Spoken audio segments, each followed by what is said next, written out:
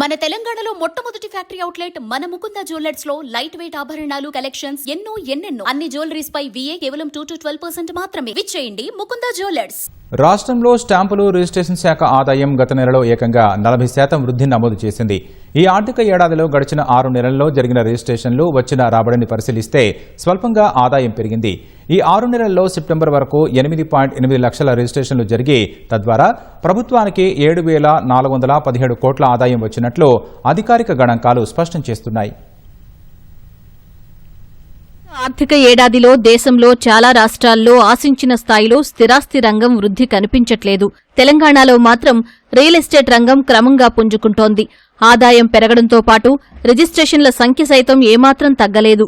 2023-24లో 18.41 లక్షల దరఖాస్తుల రిజిస్ట్రేషన్కు గాను 14,296 కోట్ల ఆదాయం సమకూరింది.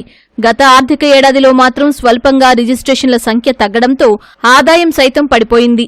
గత ఆర్థిక సంవత్సరంలో 18,500 కోట్లు లక్ష్యం కాగా 14,214 కోట్లు మాత్రమే రాబడి వచ్చింది.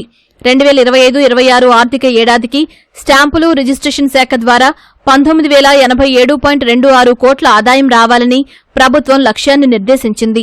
ఇప్పటి వరకు 6 నెలల్లోనే 8.8 లక్షల రిజిస్ట్రేషన్లు జరగ్గా 7,417.45 కోట్ల రాబడి వచ్చింది. గత ఏడాదితో పోలిస్తే స్వల్పంగా పెరుగుదల నమోదు చేసింది. ఈ ఆర్థిక ఏడాదిలో రిజిస్ట్రేషన్ల శాఖ ద్వారా వచ్చిన ఆదాయాలను నెలవారీగా పరిశీలిస్తే రాష్ట్రంలో స్థిరాస్తి వ్యాపార లావాదేవీలు క్రమంగా పెరుగుతున్నాయి. ఏప్రిల్లో 1,115 కోట్లు రాబడి రాగా మేలో 1,390 కోట్లు, జూన్లో 1,204 కోట్లు, జులైలో 1,351 కోట్లు, ఆగస్టులో 1,156 కోట్ల లెక్కన ఆదాయం వచ్చింది. గత ఏడాది సెప్టెంబర్లో 1,31,000 డాక్యుమెంట్ల రిజిస్ట్రేషన్తో 861 కోట్ల రాబడి వచ్చింది.